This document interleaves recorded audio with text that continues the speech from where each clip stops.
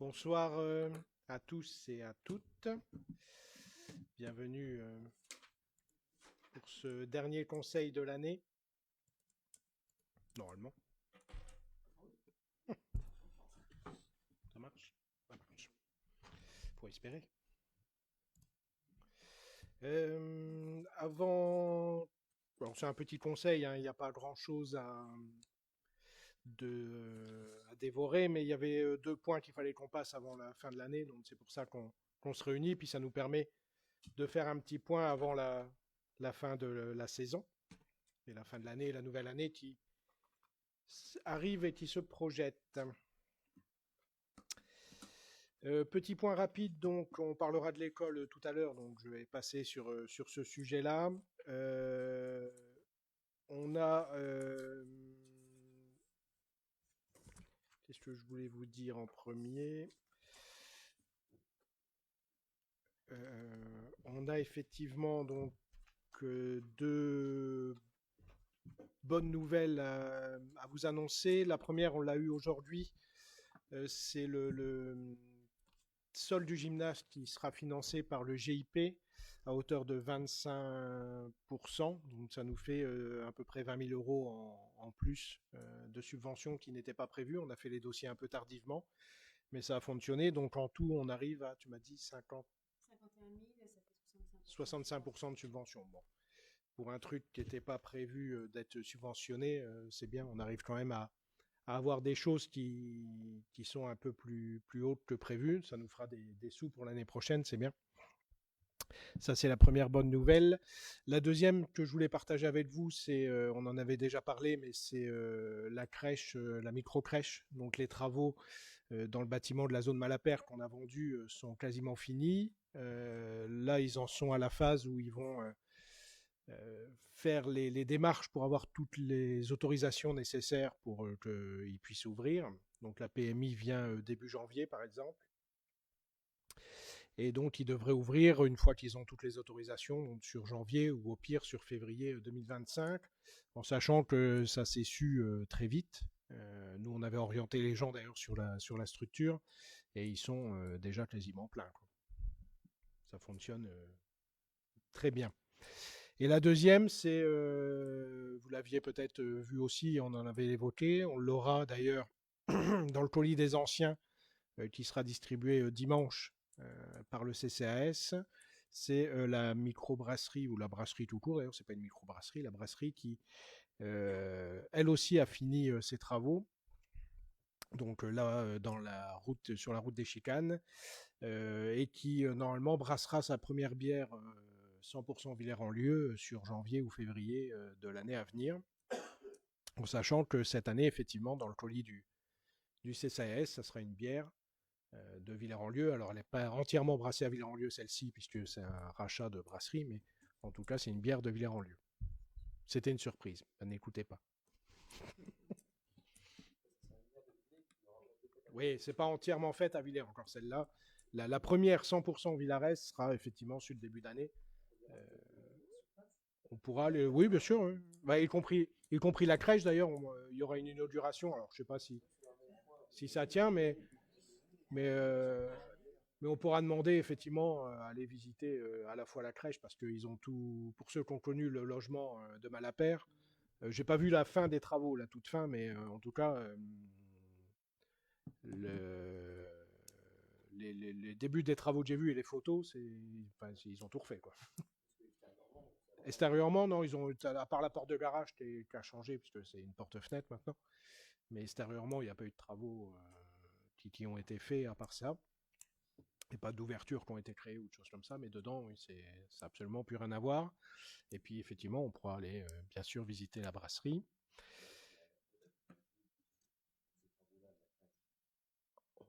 Pour là, je sais pas.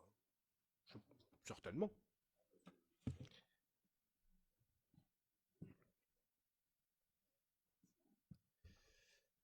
Ça me fait penser, vous avez devant vous des nouveaux micros.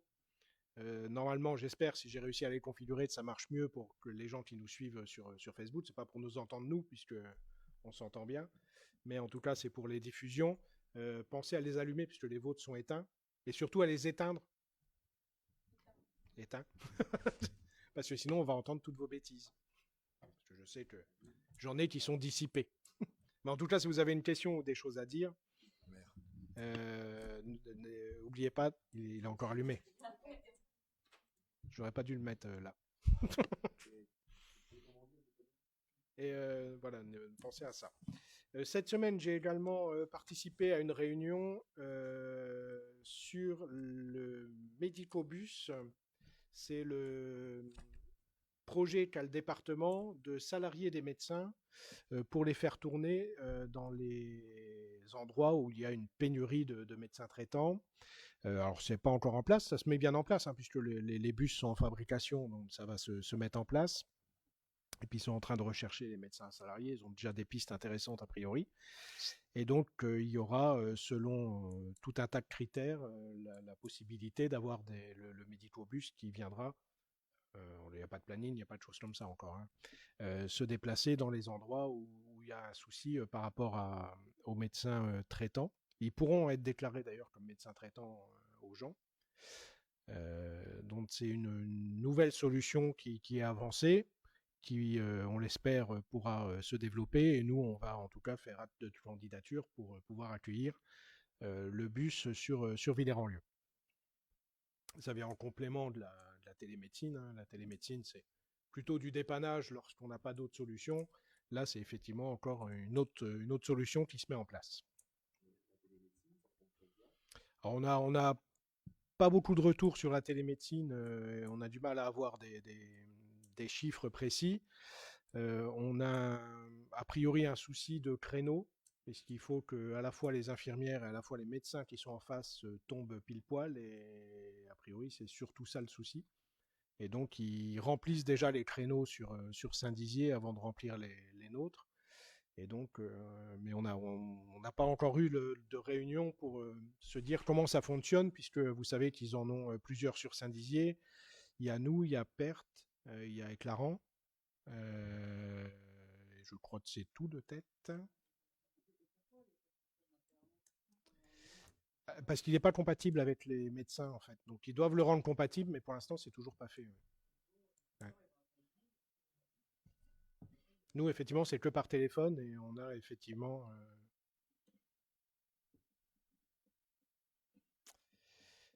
Donc voilà ce que je voulais vous dire. Pour la suite, bah, vous avez vu que c'est un peu le cirque au niveau du gouvernement et des nominations diverses et variées. Donc on ne sait pas trop à quelle sauce on va être mangé.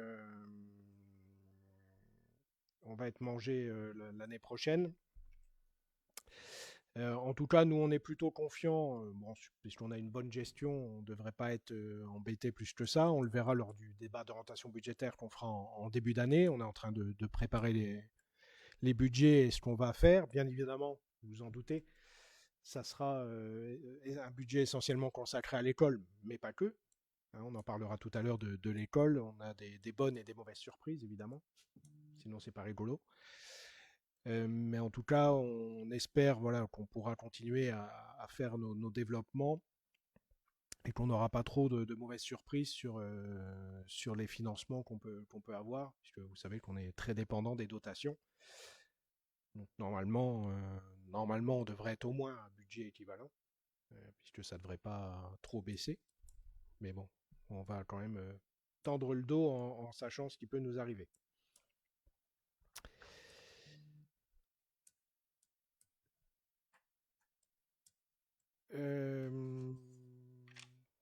On a ajouté 2 points à l'ordre du jour, donc une décision, c'est ce que tu as distribué, c'est bon? Oui. Une décision modificative budgétaire et la convention avec la fourrière municipale. Donc, je vous prie d'accepter ces 2 points supplémentaires à l'ordre du jour que l'on traitera. Le premier point à l'ordre du jour, c'est l'approbation du procès-verbal de la séance du 18 septembre que vous avez reçu par email. Vous n'avez pas d'observation par rapport à cela? Très bien. Le deuxième point, c'est un des 2 points que on devait voter avant la fin de l'année, c'est la participation à la prévoyance des agents, donc qui est souscrite par le centre de gestion de la Haute-Marne à laquelle nous dépendons. Donc je vous fais grâce de lire l'ensemble du document que vous avez. Simplement, donc, c'est une nouvelle mutuelle de prévoyance qui a été prise suite à un appel d'offres du centre de gestion. Et chaque commune qui est adhérente au centre de gestion et pour lesquelles les agents sont gérés doit délibérer pour accepter de participer à cette mutuelle. Est-ce qu'on a le...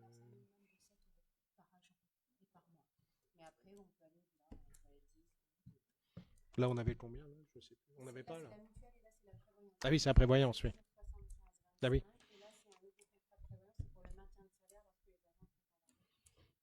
Ah oui, c'est en plus c'est en plus de la mutuelle. Donc c'est une prévoyance effectivement donc à hauteur de 7 euros par mois et par agent à compter du 1er janvier 2025. Pas de questions, d'observations. Abstention, contre. Très bien, merci bien. Moi c'est toujours Laurent, le secrétaire de séance. On le vote même plus. Le deuxième point, l'attribution du numéro de rue. Il y a donc en face de la mairie des travaux qui ont été faits pour attribuer il a aménagé donc une dépendance à côté de l'habitation principale, donc qui fait que ça fait une résidence supplémentaire. Et donc pour cela, il faut qu'on propose un numéro de rue, donc ça sera, puisqu'on suit et on vise entre les trous, le 49 bis Grande Rue. Voilà, c'est important, mais c'est pas primordial. Oui, on est obligé de délibérer. Oui. Après, il faut qu'on mette à jour les fichiers, qu'on envoie à la poste. C'est l'ancienne ferme, là, oui, en face. Oui. Ça sera dans l'ancien... Enfin, là où le rue est busé.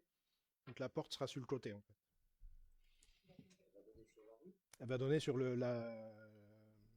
sur le chemin qui nous appartient, là, sur le passage au-dessus du rue. Entre Chéreaucourt et la maison, il y a un passage, il est au-dessus du rue, et la sortie de la maison va donner sur ce passage-là. Piéton, hein. Ah non, non, c'est un chemin. C'est piéton, alors. Hein. C'est pas pour... Mais lui, c'est le rue qui est busé en dessous. Hein. Bah, moi, non, mais... En quelle année il a été busé? Que moi, ça me dit rien. Le rue, il a été busé en quelle année, là? Derrière chez la grand-mère. Oui. Dans les années 67, 68, pardon, parce que je l'ai vu.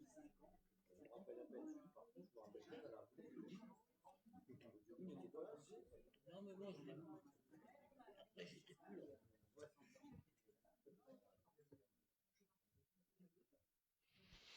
Donc voilà, donc le 49 bis.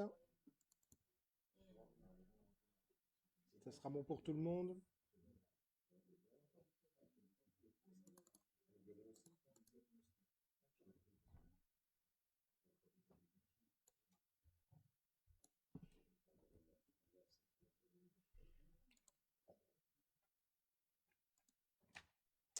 Très bien, très bien.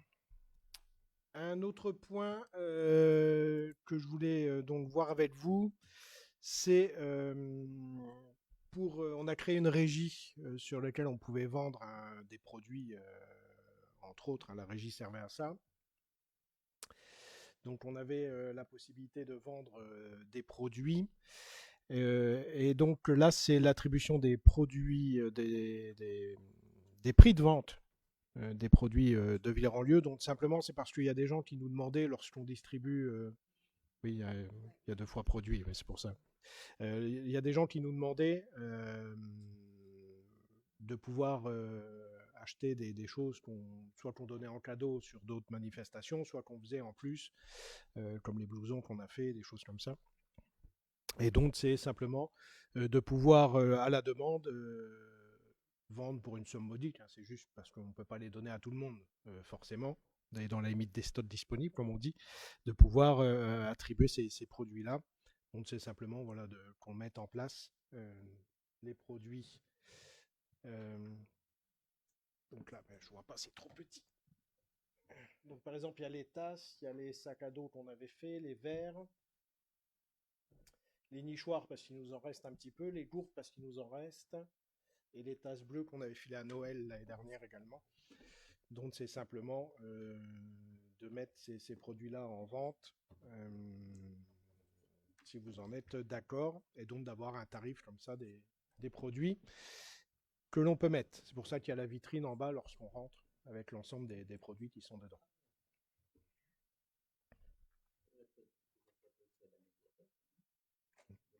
Non, parce qu'il faut un régisseur pour ça. Donc là... Ah oui, oui. Et puis après, il passe ici, oui. Ah oui, la présentation, oui. Mais elle ne pourrait pas les vendre, en fait. C'est bien le problème de... C'est aussi pour ça le point suivant. On va en discuter, mais en tout cas, c'est bien le problème, c'est que la mairie, pour vendre, il faut que ça soit le régisseur. Donc aujourd'hui, on a 3 régisseurs. On a Caroline en premier, Mélanie en deuxième et Jean-Luc qui peut dépanner. Mais il faut qu'il soit présent lorsqu'on vend des choses. Pas d'abstention, de contre.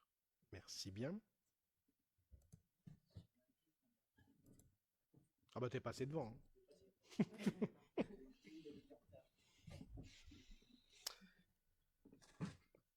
Le point suivant, donc, c'est la création. Il n'y a pas vraiment besoin de délibération, mais c'est pour vous expliquer parce que vous allez en faire partie. Donc, je préfère vous l'expliquer. J'avais ça en tête depuis un petit bout de temps. Ça fait un moment que je travaille sur le sujet. Donc, c'est la création de l'association du maire de Villers-en-Lieu, qui est une idée que j'ai piquée encore outre-Atlantique. Puisque effectivement ça existe à Farnham, la ville du Québec avec laquelle on échange. Et alors eux sous le terme de fondation. Nous, fondation en France, il faut des fonds que nous n'avons point, puisque c'est minimum 100 ou 200 000 euros, je crois, pour créer une fondation. Donc on va y aller doucement. Hein.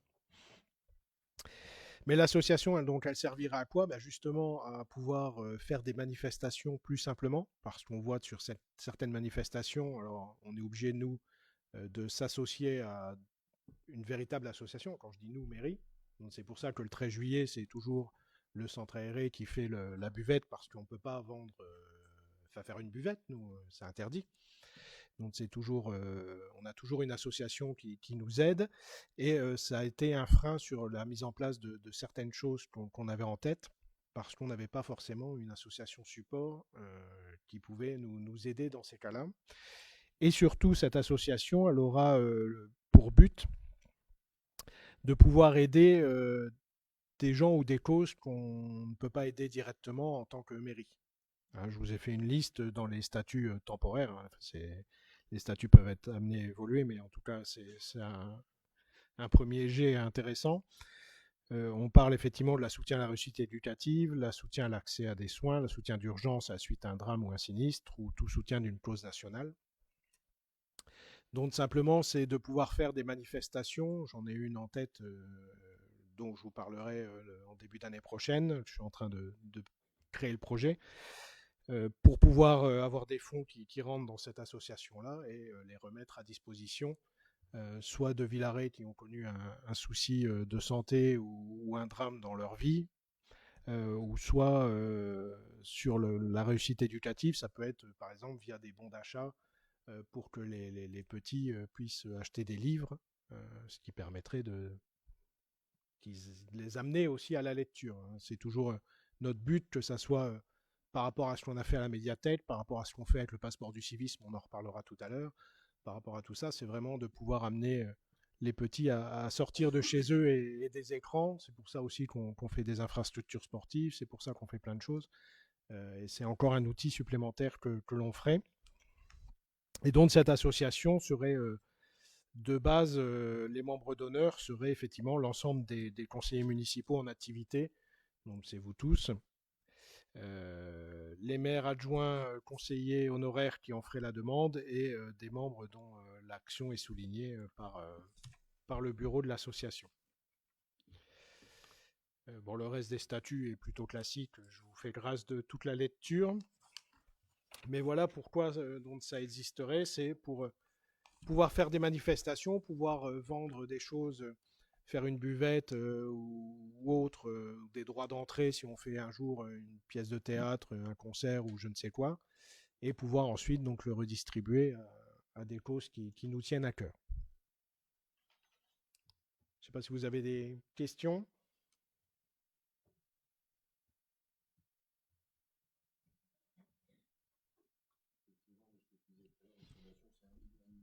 À 1 million, ouais, bah c'est encore pire. Ouais.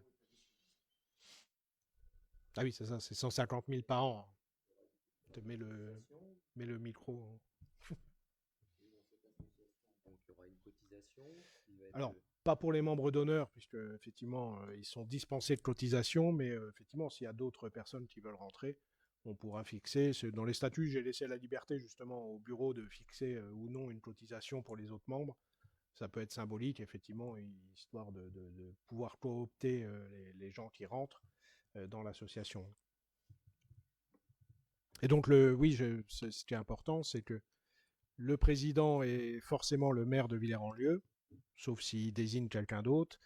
Le trésorier est soit l'adjoint aux finances, mais nous on n'en a pas, sinon l'adjoint aux associations, elle ne le sait pas. Mais ça sera elle.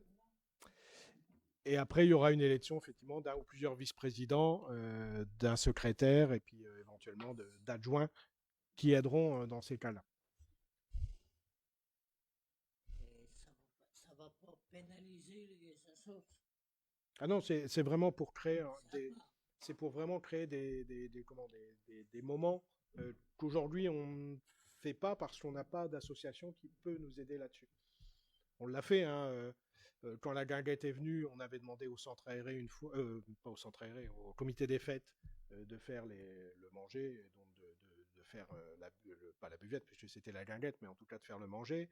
Pour le 13 juillet, c'est le centre aéré. Octobre Rose, on est avec le comité de la Ligue contre le cancer. Enfin, on a toujours essayé sur les manifestations là de trouver une association partenaire pour que ce soit eux qui récoltent les fonds. Là, c'est vraiment des manifestations supplémentaires qu'on voudrait faire et dont on est embêté parce qu'on n'a pas forcément l'association qui va avec. Et donc, le but, c'est aussi justement de pouvoir faire des actions supplémentaires que la mairie ne peut pas forcément faire parce que soit elle n'a pas le pouvoir, soit elle n'a pas les moyens.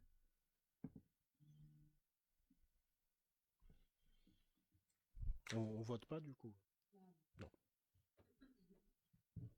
Ça veut dire que si on voulait organiser le gala de boxe, ça pourrait passer par le... Ah bah par exemple, oui, ce genre de choses où effectivement, nous au mairie, tu peux organiser le gala de boxe. Ouais.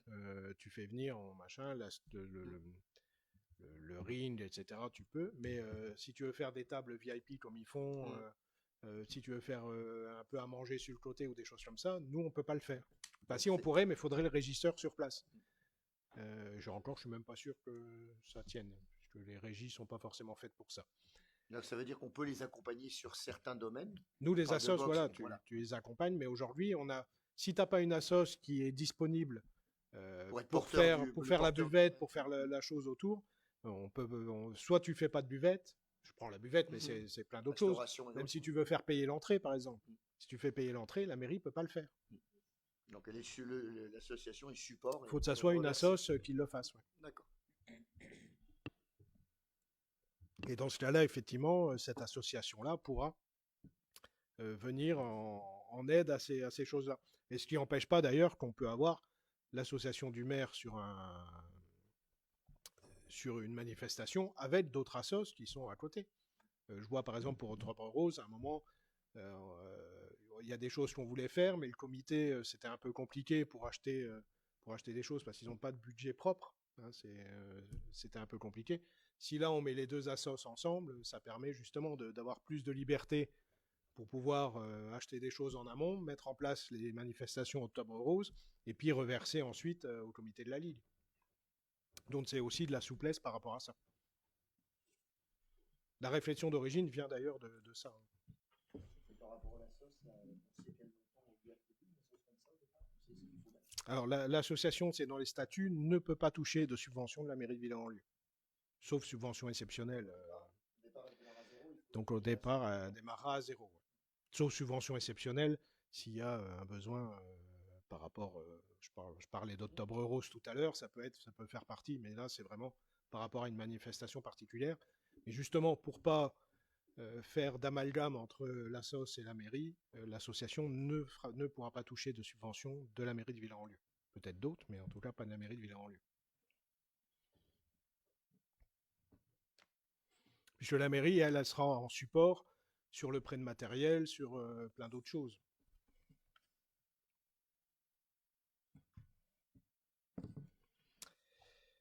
Donc voilà pour cela.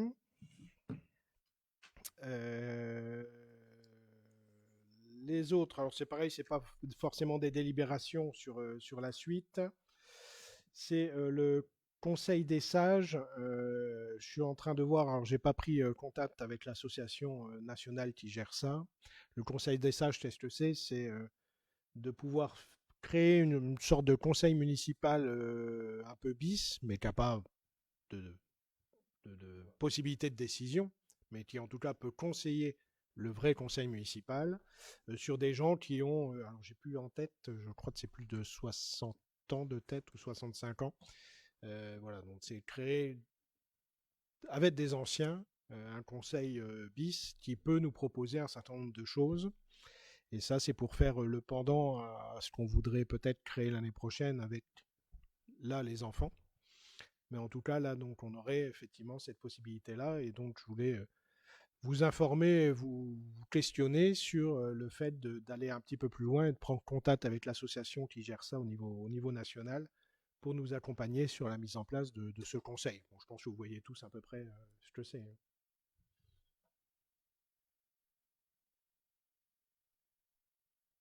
Pas d'observation. Hein. On essaye de voir ce que ça peut donner. Hein, puis je reviendrai vers vous lorsque ça sera en place pour vous dire ce qu'il en est et sous quelles conditions. Normalement, ça ne coûte rien.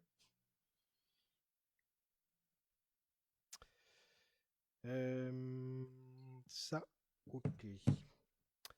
L'autre chose, c'est que je voudrais demander le label Ville étoilée. Donc, c'est un label qui existe et qui est distribué aux villes qui font un certain nombre d'efforts sur les nuisances lumineuses, les éclairages extérieurs, enfin, tout ce qui peut embêter la biodiversité. C'est pour faire là le pendant avec l'extinction de l'éclairage public qu'on a décidé il y a maintenant 2 ans, 3 ans, je ne sais plus.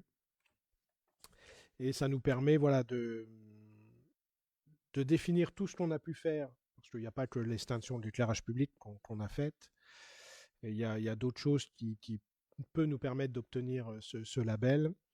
Et ça nous permet d'avoir des arguments supplémentaires, des informations supplémentaires sur les bienfaits, au-delà du bienfait économique, puisque je vous rappelle qu'on ne l'a pas forcément fait pour ça à l'origine, au-delà de l'aspect économique, de l'extinction de l'éclairage public, de l'absence d'éclairage de l'église, puisque ça a été supprimé il y a quelques années, et pas remis en place, et d'autres actions qui peuvent justement nous amener à obtenir ce label.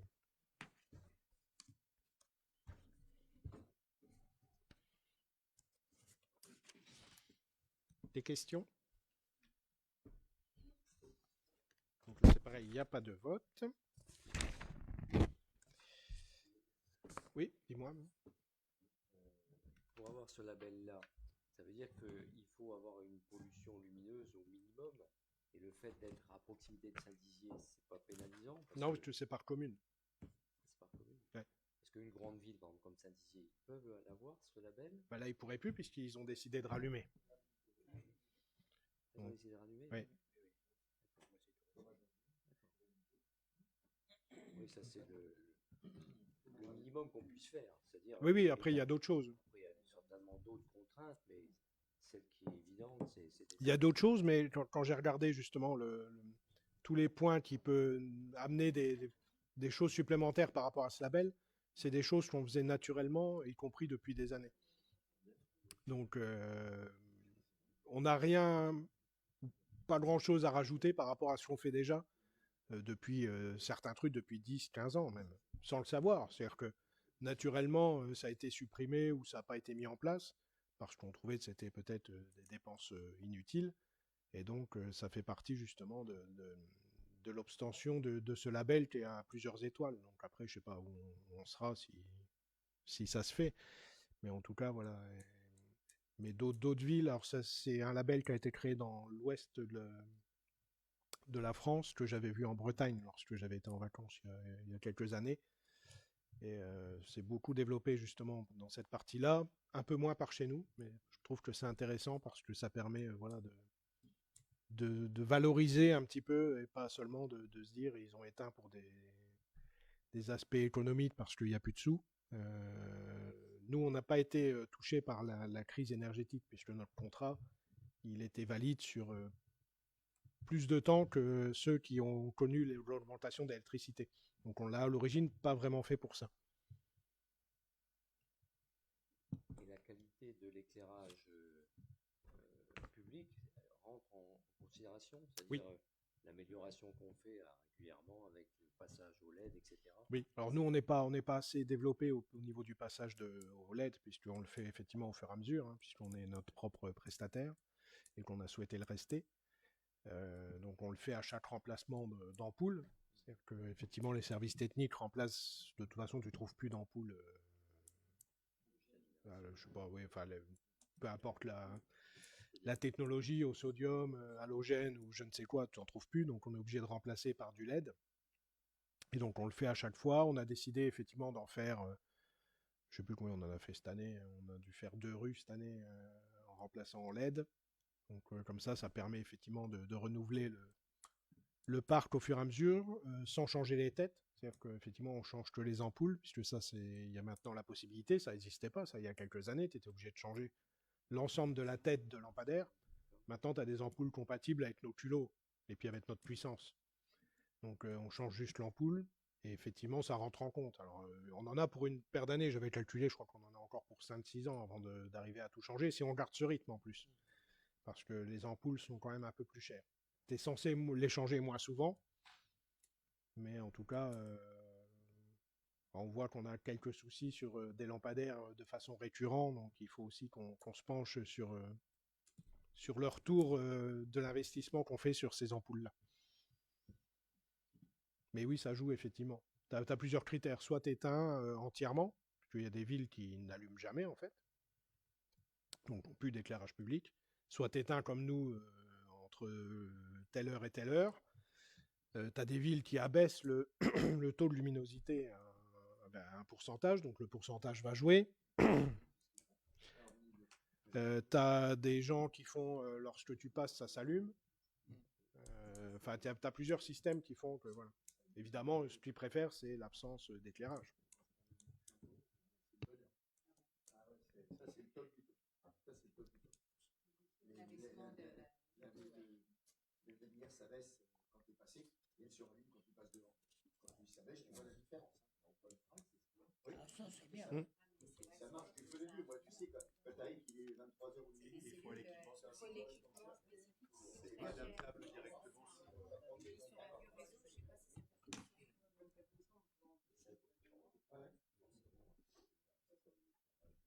Mais ça c'est pour le coup, voir ce que ça coûte, ça. C'est pas, alors nous, c'est pas un problème de coût, c'est un problème d'équipement qui n'est pas compatible. Donc il faut qu'on retire l'ensemble des câbles, qu'on change l'ensemble des têtes. Donc tu refais un éclairage à zéro. Donc c'est possible certainement dans les rues que tu refais de A à Z, puisque tu refais tout. C'est pas forcément possible. D'accord, ça peut être fait dans le cadre où tu refais toute une rue et que tu remets tout au nord. C'est ça. Ça peut être fait dans ce cadre-là. C'est sûr que si tu dois refaire tout demain. C'est comme quand tu fais 1 sur 2. Si tu fais 1 sur 2, ça veut dire que tu as techniquement 2 phases qui partent qui font un poteau sur deux, puisque tu alimentes un poteau sur deux depuis le central. Donc nous, on n'a qu'un fil qui part sur l'ensemble des poteaux, ils sont en série, quoi. Les uns derrière les autres sur la rue. Donc voilà pour ce label, c'est fait partie d'un certain nombre de labels sur lesquels je travaille. Pour information, il y a aussi le label nature de la région où j'ai postulé et je suis en train de remplir le dossier. Là, c'est pour tous ceux qui... Pas tous ceux, on n'a plus le choix de toute façon. Mais par rapport à ceux qui font de la fauche tardive, ceux qui évidemment n'utilisent plus de pesticides, mais de toute façon on n'a plus le droit. Mais il y a des niveaux aussi où tu n'en utilises plus du tout, tu utilises du pesticide bio, enfin il y a plein de choses. Donc je suis aussi en train de travailler sur ce sujet-là pour valoriser un petit peu et pouvoir expliquer aux gens tout ce qui se passe de ce côté-là.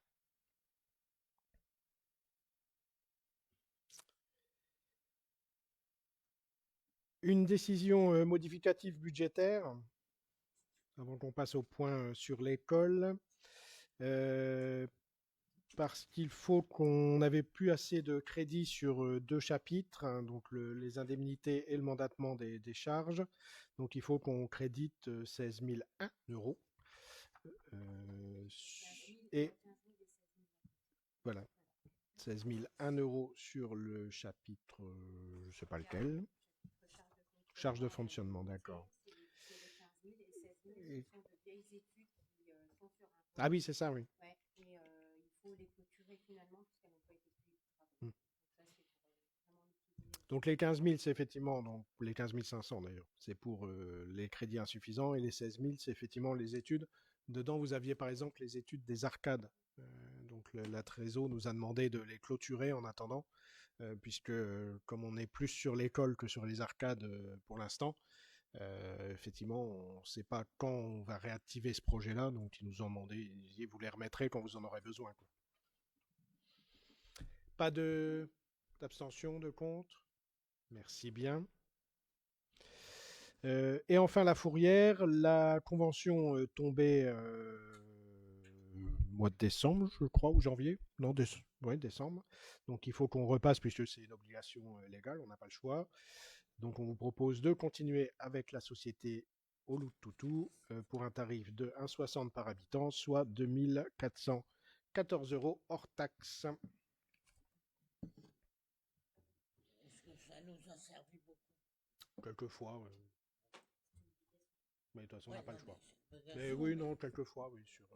C'est une obligation, c'est eux qui viennent ramasser les. Malheureusement, quand on a des animaux qui se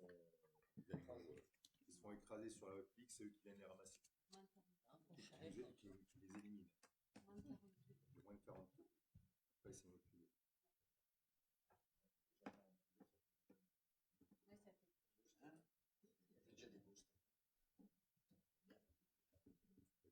Pour information, je les ai fait intervenir il y a moins d'un mois. Ils ont ramassé quoi? Pour le chat. Un chat.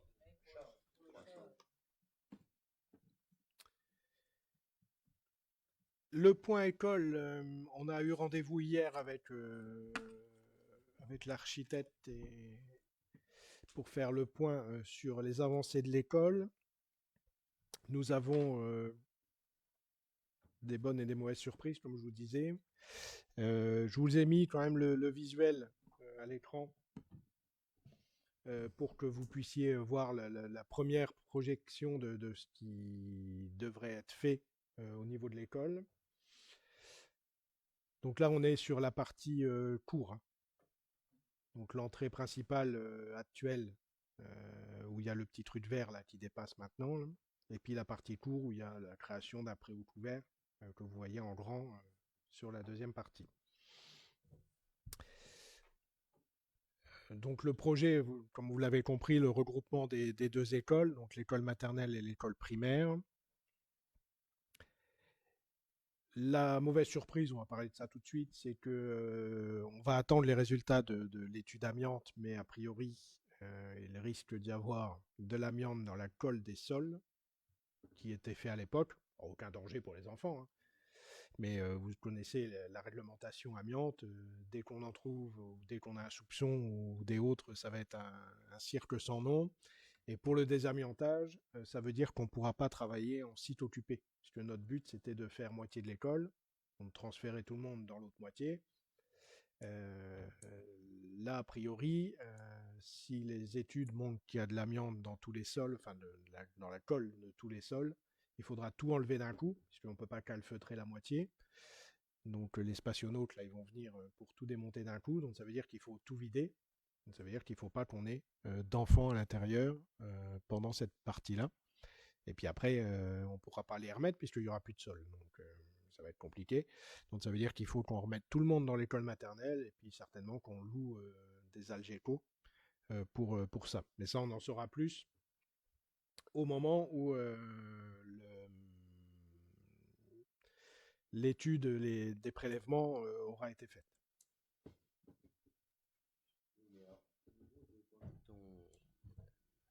Quand les diagnostics ont été faits, le premier, c'est un diagnostic visuel en fait. Ils n'ont pas fait de prélèvement. De toute façon, vu l'âge des revêtements qui sont d'origine, on a très peu de doutes. Il y avait des problèmes avec la colle. La technique de l'encapsulage, ça fonctionne. On peut pas. On a le droit sur les petits travaux comme on a fait pour les sanitaires. On n'a pas le droit sur les travaux qui dépassent un certain nombre de mètres carrés. Je l'ai plus en tête. Que j'ai posé la question à l'archi. Oui. En fait, t'as pas le droit sur. Je sais plus. Enfin, je vais dire n'importe quoi, donc je le dis pas. Mais à partir du moment où ça dépasse un tant de mètres carrés, t'as plus le droit. Donc on a pu le faire sur les toilettes lorsqu'on les a refait. C'est-à-dire qu'effectivement, on a recouvert avec de la nouvelle faïence sans toucher à l'ancien. Donc comme ça, on n'est pas embêté. Mais là, on ne pourra pas. Et effectivement, sur les plans d'origine, c'est marqué que c'est une colle isolante. Donc on a très peu de doutes sur le fait que c'était une colle où ils mélangeaient de l'amiante à l'époque. Mais la première étude, c'était une étude visuelle. C'est-à-dire qu'il a détecté là où tu avais du fibrociment, donc dans la chaufferie, les choses comme ça. Là, la deuxième étude, c'est pas avec prélèvement. Ben, les études, j'en peux plus. On en est à la 6e ou 7e. C'est pour ça qu'on a l'impression que ça avance pas les travaux, mais en fait, on fait que des études. C'est un coût supplémentaire? Les études, ouais, bien sûr. Hein. Tu as des études qui coûtent 2 000 €, tu en as qui vont coûter 10 000. Alors, on nous répond que c'est financé à chaque fois, parce que c'est pris en charge soit par la région, soit par d'autres organismes. Ça reste de l'argent public, mais effectivement, tout ça, ça a des coûts. Et donc, forcément, ça va poser des problèmes au niveau, effectivement, sur le mode d'avancement du chantier, puis surtout sur le coût. Parce que désamianter tous les sols. Ah, ça a été prévu de toute façon, comme on avait des doutes depuis le début, dans l'origine du prix, on va dire, ça a été pris en compte dès le début. Ouais. On se doutait, on peut avoir une surprise, c'est sur l'encapsulage des poteaux du préau. Parce qu'a priori, à l'époque, ils mettaient du bardage amiante, ils coulaient le béton et ils laissaient le bardage. Ouais. Et ils se faisaient pas chier à retirer le fourreau. Donc il est possible qu'on ait une surprise à ce niveau-là, c'est le seul truc où on ne sait pas trop. Le reste, on s'en doutait. Dans la chaufferie, c'est pas gênant, puisque c'est juste le tuyau d'évacuation des fumées qui était fait en fibro, donc ça, c'est pas énorme. Par contre, la colle dans les sols, c'est plus gênant. Enfin, sinon, les bonnes nouvelles, c'est que quand même, oui. C'est que on va présenter l'ensemble, on les a eu hier, hein, les premiers plans. On va présenter tout ça au niveau des professionnels qui travaillent là-haut et puis des parents. Je pense on essaiera de faire un conseil d'école extraordinaire avec tout le monde pour leur présenter et recueillir leurs besoins. Normalement, on est parti de ce qu'ils avaient besoin pour faire les plans, mais il peut y avoir des adaptations par rapport à ce qu'on a prévu. Et puis, qu'est-ce que je voulais dire? On a demandé également à la préfecture de Haute-Marne la possibilité de dépasser les 80% de subvention, puisque c'est quelque chose qui existe, où on peut arriver jusqu'à 90% pour les travaux comme on fait dans les écoles. Donc on n'a pas encore la réponse, mais on a demandé la possibilité de monter le taux de subvention à 90%, ce qui nous ferait quand même du bien, parce que la dernière estimation travaux est quand même à 2,5 millions. Donc c'est pas anodin. 2,5 millions la dernière. Ouais. Et encore, on a abandonné des choses. On est parti, normalement, il y aura un test qui va être fait là aussi ça fait partie d'une autre étude qu'il faut qu'on fasse pour un chauffage sur de la géothermie si on peut. Donc pour remplacer nos chaudières gaz. Donc là, il y a un test qui doit être fait, mais d'après le professionnel qui s'en occupe, vu le taux de nappe phréatique qu'on a sur Villers-en-Lieu, on risque pas d'être embêté pour mettre de la géothermie en place.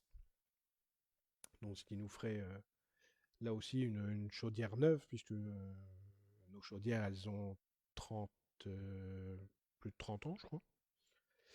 Donc on a eu de la chance déjà de pouvoir avoir des chaudières de 30 ans. Je ne suis pas sûr que on fera 30 ans avec les nouvelles.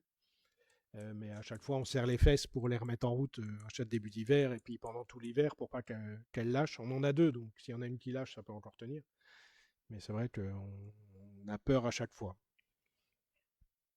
Quoi vous dire sur l'école, on abandonnerait pour l'instant le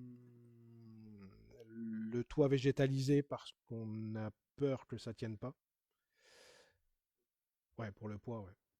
Donc, et puis, enfin, il y a une étude de structure, encore une étude qui a été faite, qui montre qu'effectivement, il faudrait le renforcer de toute façon si on veut faire ça. Donc c'est possible, ça coûterait pas, bon, ça coûte pas plus cher que ça, c'est plus là dans le délai. Parce que si on fait ça, ça veut dire qu'on ne peut pas réintégrer l'école avant que le toit soit rehaussé, refait entièrement, etc. Et ça rallonge de près de 6 mois le truc. Pour un intérêt au final qui est peut-être pas forcément super important. Si on n'avait pu le faire sans contrainte supplémentaire, on l'aurait fait. Donc on le fera sur la partie préau, là vous voyez, là le vert en fait c'est un toit végétalisé. Puisque là c'est une création de quelque chose, donc on peut le faire directement. En plus on le voit depuis les classes, donc c'est quand même plus sympa que le reste. Et on partirait sur un toit entre guillemets classique. On le referait quand même entièrement, mais sans poids supplémentaire. La toiture actuellement, donc on garderait la charpente, mais on remplacerait simplement la couverture. Ça dépend. Il y a deux options encore, on n'a pas choisi. Donc ça, il faudra qu'on en parle sur les prochaines commissions. D'après ce qu'il m'a dit hier, il y a les deux options. Soit on garde la charpente et on remet un toit simplement, soit on part sur un autre type de toit, et donc on fait tout sauter, puis on refait, mais sans rehausser. Donc on perd pas de temps à faire de la maçonnerie pour rehausser, etc. Pour refaire des choses qui tiendraient un poids supplémentaire. Et si on fait la toiture complètement, on pourrait peut-être profiter justement pour l'inverser, puis avec les panneaux. Et panneaux solaires, c'est la même chose. Le poids que ça ferait fait que... ah bah c'est pas moi qui le dis, c'est la personne qui fait l'étude de structure, donc moi je peux pas aller au-delà de ce qu'ils font, mais non. De panneaux solaires, moi je connais pas de cas où il y a des problèmes de surcharge. Hein. Mais c'est ce qu'il nous a dit en tout cas. Parce que végétaliser, il faut mettre du poids. Mais même sur le panneau solaire, enfin ils ont une densité au mètre carré à respecter. A priori, ça peut pas être respecté là. Et puis l'intérêt du panneau solaire sur une école n'est pas extraordinaire. Parce que vous pouvez pas faire de l'autoconsommation. Parce que juillet-août, il n'y a personne. Donc vous produisez dans le vent. Donc ça veut dire que vous faites que de la vente directe. C'est ce qu'a fait Bettencourt. Hein. Bettencourt, ils ont fait des panneaux solaires. En fait, ils louent le toit à une société. Donc ils font pas, ça n'apporte aucune. Ça produit de plus. On ne récupère pas encore maintenant. Bon, peut-être que dans quelques années, il y aura. Ah, peut-être, oui. Mais aujourd'hui, non, ça va dans le vide. Et puis c'est vrai que de remettre sur le réseau à 12 centimes. Oui, c'est pas énorme. Hein. C'est un non-sens. Donc on avait discuté quand on avait été à Bettencourt. Effectivement, ils louent le toit à une société. Ça leur rapporte pas extraordinaire, hein, mais bon, c'est plus symbolique.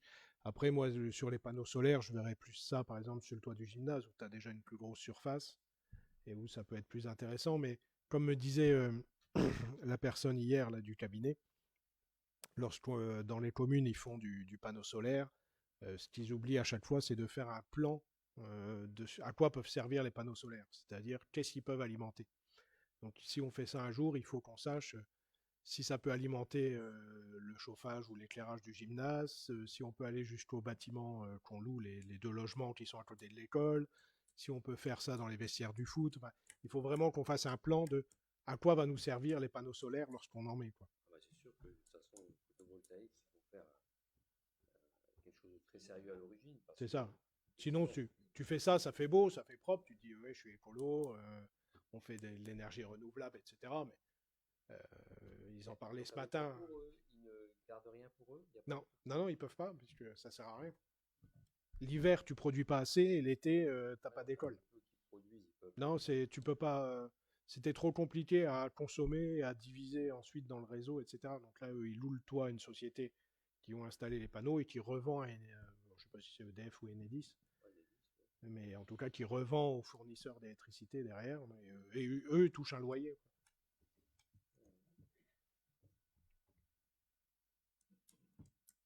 Donc voilà, donc oui, on est à la 6 ou 7e étude, on a fait un DPE, donc le diagnostic énergétique de base, on a fait un diagnostic amiante de base, donc comme je vous disais visuel, on a commandé l'autre là, au niveau des prélèvements pour savoir exactement ce qu'il y a dedans. On a un autre diagnostic énergétique, on a le diagnostic structure, on a... Qu'est-ce que j'ai oublié? Le diagnostic pour la géothermie. Et puis c'est à peu près tout. Enfin, ça fait déjà pas mal. On saurait exactement comment est faite notre école, on le savait déjà. La plupart nous disent qu'on sait déjà, mais de façon officielle. Et aux autres rayons, bonne nouvelle, c'est qu'on a rencontré la région qui est venue nous voir et qui, dans le cadre de Climaction, nous a dit qu'on pourrait toucher un pourcentage par rapport à nos travaux qu'on estime aux alentours de 150 000 euros, plus un petit bonus pour la géothermie de 30 000, je crois, de tête, si on part sur cette technologie-là. Donc c'est déjà ça, on a des premiers financements qui commencent à arriver dans ce cadre-là, et puis il faut qu'on travaille sur nos partenaires classiques. Faut pas qu'on fasse une délite pour ça, d'ailleurs? On n'avait pas dit? On l'a fait la dernière fois? Oui, on va la refaire au cas où. Si vous pouvez m'autoriser à demander les subventions à nos partenaires, parce qu'on en avait fait une, mais je crois que c'était que pour les études. Donc là, c'est pour les travaux en lui-même. Donc il faut qu'on reprenne ça. Donc si vous ne voyez pas d'objection à ce que je demande des sous à nos amis. Je suppose que non. Ce serait dommage. Alors la prochaine étape, là, on a eu les plans donc hier. Donc il faut qu'on les monte maintenant à tous ceux qui s'intéressent, donc à vous. Donc il faut qu'on fasse une réunion par rapport à l'école avec les plans. J'ai qu'une version papier pour l'instant, donc on les a pas encore reçus de façon électronique, donc je peux pas vous faire un dossier correct. Donc dès qu'on a ça à la rentrée, on fera ça avec les instits et les parents délégués, j'ai envie de dire. Donc je pense qu'on fera un conseil d'école avec tout le monde, ce sera le plus simple. On fera un point travaux avec les plans directement. Et puis on va pouvoir aussi commencer à les envoyer à nos partenaires pour commencer à travailler là-dessus. Et puis derrière, une fois qu'on a tous nos diagnostics de fait, on va faire un phasage de travaux pour savoir s'il faut qu'on loue des bungalows, si on peut faire en site occupé, enfin voilà, donc tout ça, ça va se décanter à la rentrée. Et puis derrière, l'appel d'offres pour les entreprises. Et puis on espère que ça commence rapidement les travaux, parce que ça fait déjà long.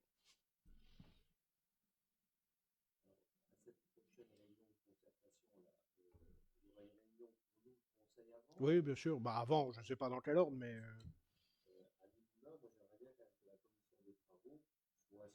Ah bah oui, bien sûr. Hein. Non, non, bien sûr. Et l'archi et la personne du cabinet d'expertise, Fluid Concept, nous a dit qu'il viendrait d'ailleurs pour répondre à vos questions un peu techniques. Là, on est effectivement sur les premières ébauches, donc c'est pour ça qu'on le fait, c'est moi qui le fais avec Jean-Luc avec l'archi, pour dégrossir le projet, parce qu'il n'y a aucun intérêt sinon.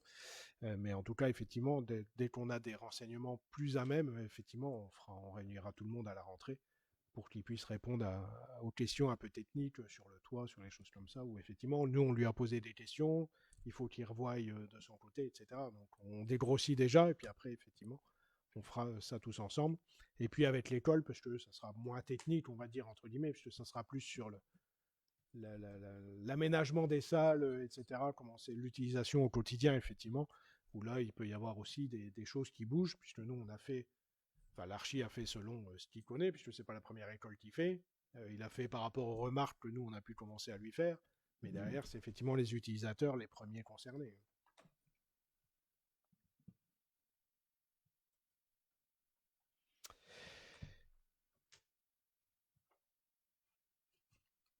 Un petit point passeport du civisme. Oui, alors aujourd'hui, il y a eu lieu la récolte de jouets avec TCA. Donc, chaque enfant était invité à choisir un jouet en bon état dont il ne se servait plus pour remettre aux institutrices qui, elles, ont remis à TCA et ce sera distribué à des associations comme SOS Femmes Accueil, voilà, ou autres. Donc voilà, ensuite le passeport du civisme, ce sera sur la base du volontariat, là, et ce sera des actions individuelles. On invite les enfants à venir nous donner un coup de main pour la distribution des colis de fin d'année, qui aura lieu dimanche matin. Donc nous, adjoints et maires, seront présents dès 7h du matin. N'est-ce pas, monsieur le maire? Adjoint et maire. Et après, tous les bénévoles, on vous invite à venir à 8h pour commencer à préparer les colis. On a demandé aux enfants de venir pour 9h30 pour commencer la distribution. Donc en gros, il y a vraiment en gros, hein, parce que ça bouge un petit peu tous les jours, mais il y a 148 colis couples et 95 colis personnes seules et 8 personnes en EHPAD ou hospitalisées. On était à 98, mais il y en a... Oui. Oui, oui, voilà, et 34 hommes et 8 personnes hospitalisées. Donc, est-ce qu'on peut faire un petit tour de table et que je sache à peu près qui sera là? Merci. J'espère que je ne vais pas être toute seule. Fred? Non, non. Alors, je note. Fred. Marco. Virginie, Karine. Non, pas cette année. Laurent. Michel. Bah, Yves, oui. Henri. Et puis, je sais qu'il y aura Jean-Luc.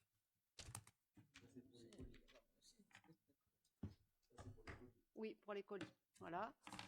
Et après, Eric a demandé par message pour le 24 au matin qui pourrait être présent aussi, en sachant que d'habitude, il y a toujours Yves mais qui va travailler cette année. Jean-Luc sera là. Oui. Eric. Et bon, Fred, lui, travaille le matin, mais j'aimerais bien qu'il y ait quelques conseillers qui viennent. Michel, toi, tu as dit que tu pourrais être là. Oui. Laurent aussi. Voilà. Ouais. Ouais. Alors moi personnellement, je pourrais pas le matin, je serais pas là. Je travaille, mais puis il faut plus des bras d'homme que faut porter le matin. Oui. 8h. Ouais, Jean-Luc il avait dit 8h, ouais, pour être libre plus tôt. Voilà. Et après, pour l'après-midi, on se donne rendez-vous à 16h pour mettre en place vin chaud, jus de pomme chaud. Et puis, on avait dit avec Eric si on pouvait démarrer peut-être la distribution. On avait noté 17h30, mais si on voit qu'il y a du monde, on démarrera peut-être à 17h. Et à 18h30. À 18h15, puisque la messe est à 18h30.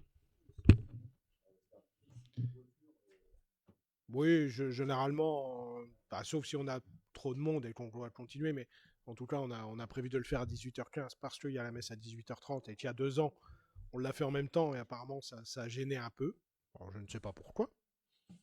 Mais en tout cas, voilà, gentiment, on leur a dit qu'on faisait, c'est bien normal, à 18h15 le feu d'artifice.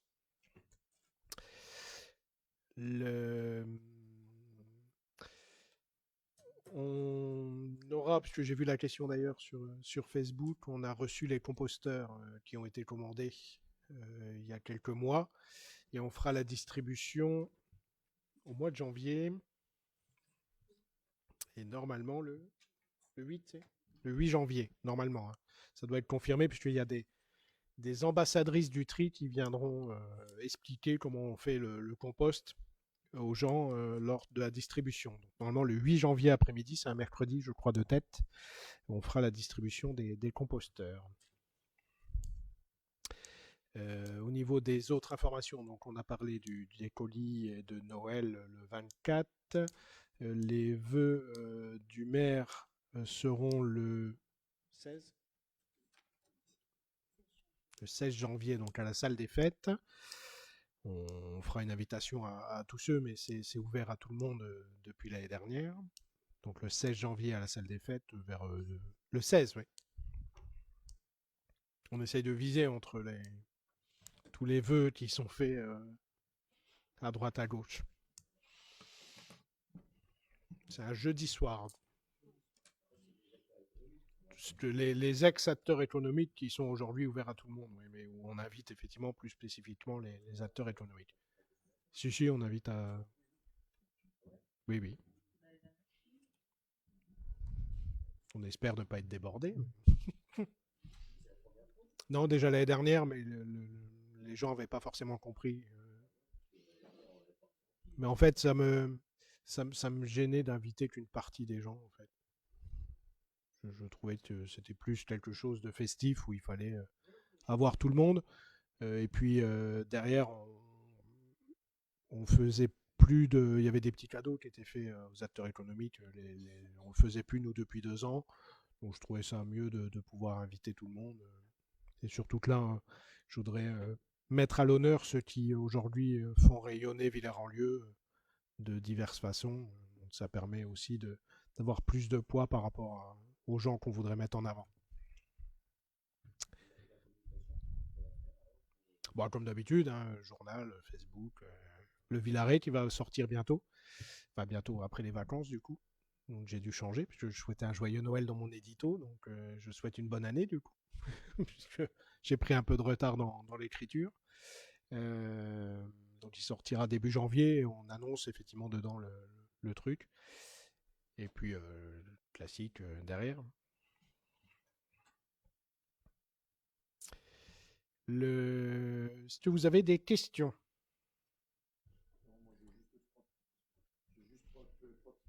La première que tu connais, la rue de la Paix pour le sens interdit, quand est-ce que... Il est arrivé, donc on doit le poser dès qu'on peut.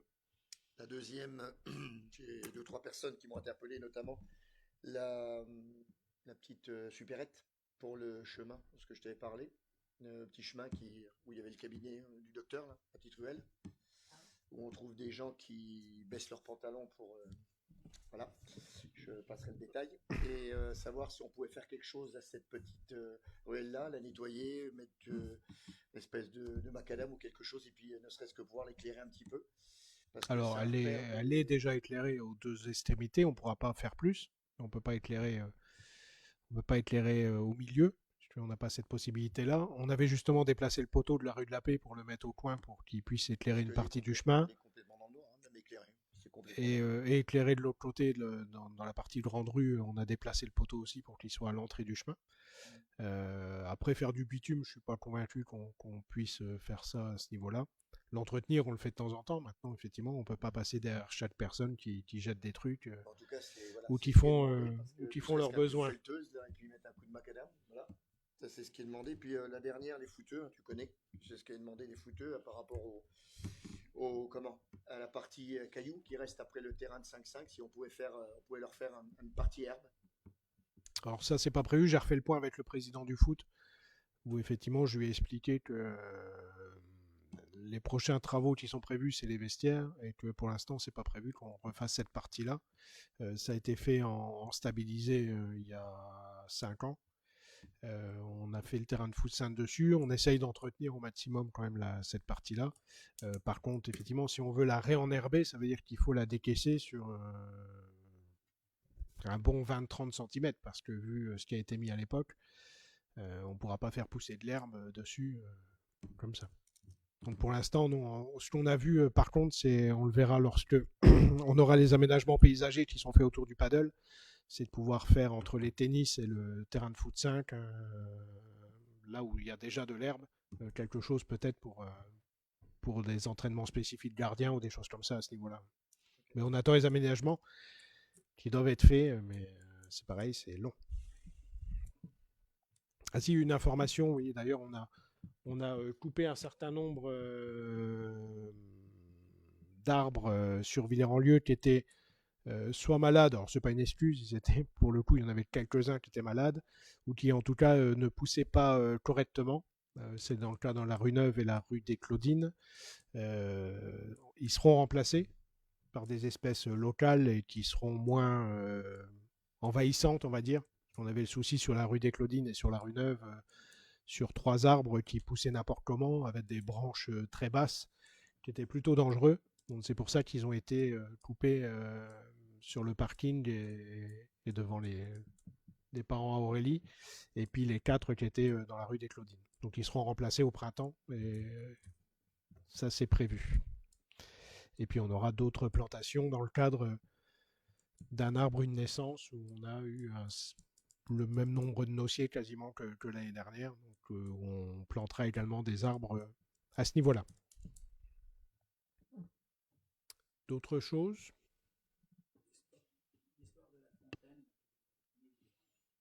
Oui, on s'en occupe. Avec Yves, on a travaillé un peu dessus.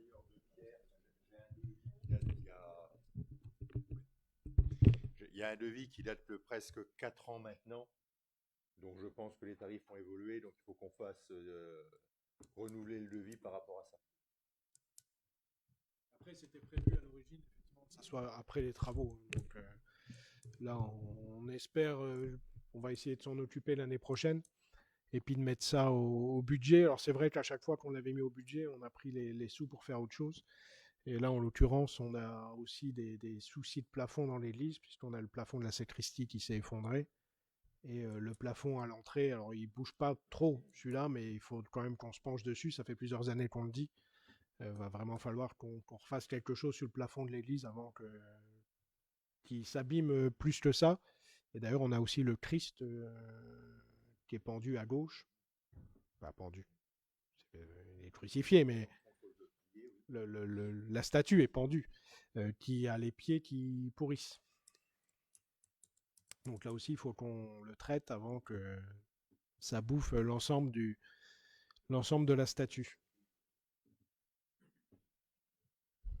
Les pieds pourris. Ouais. Concernant la piste cyclable, J'ai du mal à vous parler de la piste cyclable parce que je me suis fait rouspéter par l'agglo, puisque j'ai annoncé qu'on allait faire une piste cyclable à Villers-en-Lieu et ça n'a pas plu à tout le monde. Mais en tout cas, ça avance. Normalement, ça sera la première qui sera faite. Je mets des guillemets, parce que je ne veux pas me faire rouspéter une nouvelle fois. Mais on a avancé donc avec les propriétaires où il faut qu'on rachète une partie des champs le long de la route pour la faire. Ils sont plutôt d'accord. Alors après, évidemment, chacun négocie le prix. D'un côté, on négocie en bas et puis de l'autre en haut. Donc, il faut qu'ils tombent d'accord sur le rachat. Mais en tout cas, voilà, ça avance. On n'a toujours pas de délai, mais ça sera parmi, si ce n'est la première qui sera faite dans le cadre du plan de déploiement des pistes cyclables de l'agglo. Et nous, il faudra qu'on réfléchisse, soit l'année prochaine, soit 2026, aux aménagements qu'on veut faire pour continuer notre piste. Puisque nous, aujourd'hui, on a un bout de piste qui est en face chez toi, qui commence à l'entrée du village et qui finit arrivé aux fermes. Savoir si on peut faire quelques autres aménagements pour traverser le village. Alors, par où, je ne sais pas, je n'ai pas encore réfléchi à la chose, mais il faudra aussi qu'on... Et là, ça nous incombe, par contre. C'est-à-dire que tout ce qui est en dehors des villes, c'est l'agglo qui fait et qui paye. Tout ce qui est à l'intérieur des communes, c'est la commune qui le fait. C'est logique. Alors c'est sûr que la solution la plus économique, c'est de faire un marquage au sol. Mais bon, C'est pas la plus sécurisée, terre. voilà. Mais effectivement, ça peut commencer par là, puis faire au fur et à mesure que tu refais une rue ou je ne sais quoi. Nous, c'est vrai qu'on a, en plus, dans la grande rue, cette difficulté qu'il faut laisser la largeur pour les engins agricoles, etc. Donc on ne peut pas faire une bordure qui serait chevauchée par les moissonneuses ou les tracteurs et qui serait forcément abîmée du coup. Donc c'est pour ça qu'il faut qu'on réfléchisse. Est-ce qu'on prend un bout du trottoir? Est-ce que j'en sais rien. Il faut qu'on mesure aussi, parce que Il faudra réfléchir dans sa globalité. ah oui, oui. De démarrer un morceau, puis après dire, bah non, on va prendre à droite, à gauche. Oui, parce que là, c'est une possibilité effectivement de ne pas prendre la grande rue tout le long. Tu peux tourner un moment et traverser par la rue Neuve ou par je sais pas où pour éviter effectivement d'embêter la grande rue ou parce que tu n'as pas assez de largeur. Ça peut être une solution, mais effectivement on n'y a pas forcément réfléchi. Ce que j'aimerais, c'est un aménagement sur la place, un garage à vélo ou autre, ça pourrait être utile. Enfin, à voir si c'est utile d'ailleurs, mais en tout cas, ou un aménagement, un petit atelier de réparation, ça se fait. Il y a des choses qui se font comme ça. Ça pourrait être intéressant de voir comment on peut développer ça, parce que le but, c'est aussi de développer l'envie de les utiliser. Parce que là, il y a l'aspect travail, mais il y a aussi l'aspect loisir à prendre en compte.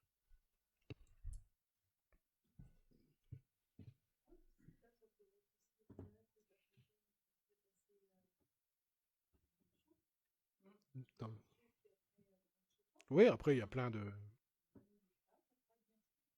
solutions qui existent. On n'est pas obligé de traverser la route tout le long, quoi.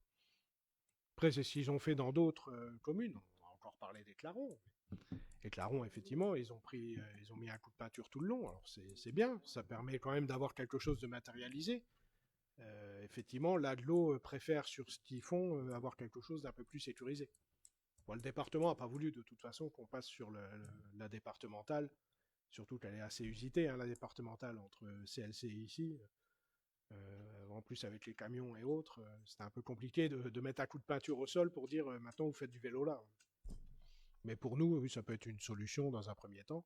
Et puis après, je vous dis, tourner dans le village et arriver sur la route d'Agnicourt ou je ne sais où. Sur la route des pommiers.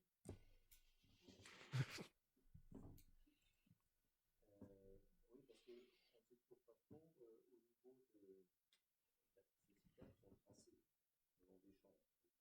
Mais après, dès qu'on arrive vraiment sur le... Ah si, normalement.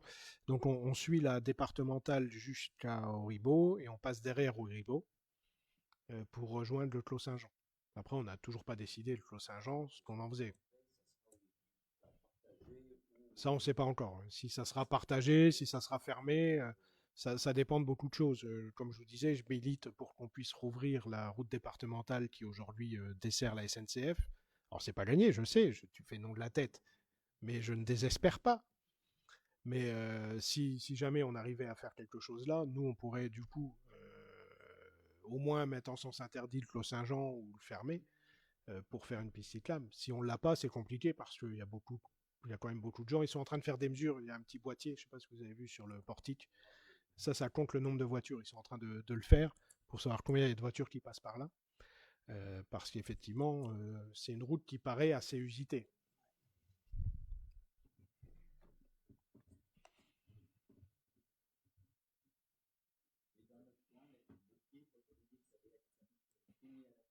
Ouais. À la fin de quelle année, ça on ne sait pas, mais. Non, la fibre, on a encore 3 ou 4 rues effectivement qui ne sont pas équipées. On n'arrive pas à savoir. On n'arrive pas à savoir pourquoi ça bloque. C'est a priori ce qu'ils appellent chez Orange des refus tiers. Donc les refus tiers, c'est soit une personne qui en bout de rue a refusé qu'on pose la fibre et donc ça pénalise les voisins qui sont derrière. Soit c'est nous à l'époque, l'ancien prestataire d'Orange avait voulu mettre des poteaux partout dans Villers-en-Lieu et on avait commencé un petit peu à couiner parce que il voulait me rajouter 48 ou 49 poteaux dans Villers, ce qui me semblait un peu démesuré, surtout qu'on en a aujourd'hui au moins 2 qui ont été posés et qui ne servent pas, puisqu'ils ont posé quand même à côté sur les pylônes béton. Et donc, ils ont mis ça en refus, et du coup, ils ont du mal à nous dire pourquoi c'est en refus et comment on peut aujourd'hui négocier en disant maintenant, vous me les remettez en route. Donc, on a des réunions régulièrement avec Orange. Je les ai encore eu au téléphone le mois dernier. On essaye d'avancer, mais pour l'instant, c'est un peu compliqué à ce niveau-là. Donc, normalement, ils nous avaient dit oui, ça serait fini avant la fin de cette année. Ça me paraît juste. M'étonne qu'ils travaillent entre Noël et le jour de l'an. Donc, non, mais en tout cas, on essaye de maintenir la pression parce que on n'est pas les seuls. Hein. Aujourd'hui, de tête, il y a, dans la zone qui était prévue, il n'y a que Moinlin qui est fini entièrement. Les autres, donc Valcourt, Saint-Dizier, Béthencourt, si je dis pas de bêtises, ils ont le même type de quartiers qui sont pas finis. Donc ça avance de temps en temps. Le dernier coup de pression qu'on avait mis, effectivement, on avait vu des travaux avancer. Ils étaient venus faire toute la partie,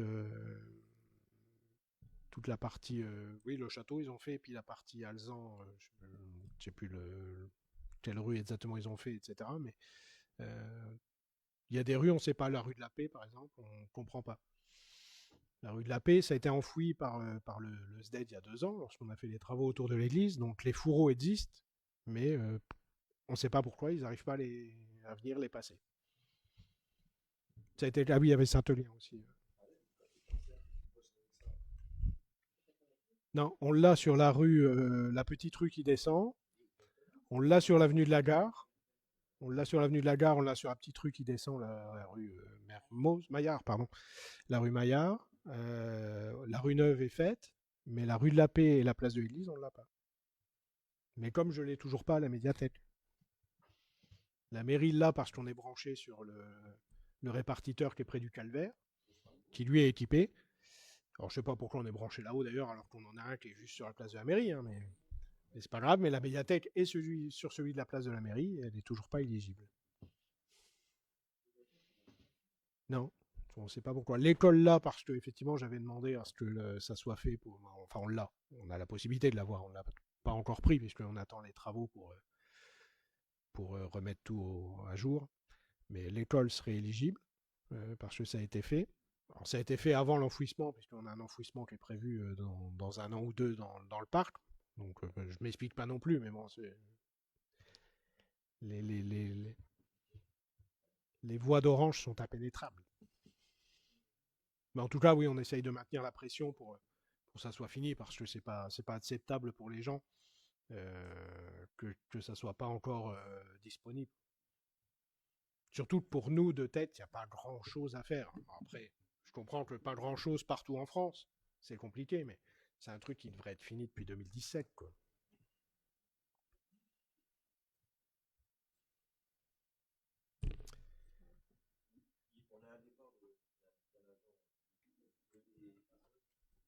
Oui, on a eu un départ effectivement d'un agent. On a Daniel qui part en retraite également au mois de mars. Donc on a lancé 2 recrutements. Donc un pour Daniel où on a reçu des gens et on essaye de voir si le candidat qu'on a choisi, on peut le recruter. Et on commence à avoir quelques pistes pour le remplacer, effectivement, parce que pour l'instant, Daniel et Coco sont tout seuls, donc ça fait 1 agent et demi. Pour mettre les guirlandes de Noël, etc., ça a été compliqué. Forcément, Daniel s'est retrouvé un peu tout seul à installer les choses. Donc on espère pour la rentrée pouvoir avoir un recrutement du remplaçant de Daniel pour pouvoir faire un tuilage, parce qu'il faut qu'il lui absorbe un maximum de choses de son cerveau, parce que Daniel, ça fait au moins 40 ans. Je crois que c'est 40 ans qu'on lui avait fait le cadeau, là. C'est ça. Qu'il est là, donc il connaît tout par cœur. Donc forcément, il faut que au moins son remplaçant soit un petit peu au courant de comment on met en route diverses choses et comment ça se passe, etc. Ça suffira pas, on le sait, mais bon, on n'a pas le choix. Et puis derrière, effectivement, le recrutement d'un autre agent pour remplacer notre agent qui a démissionné.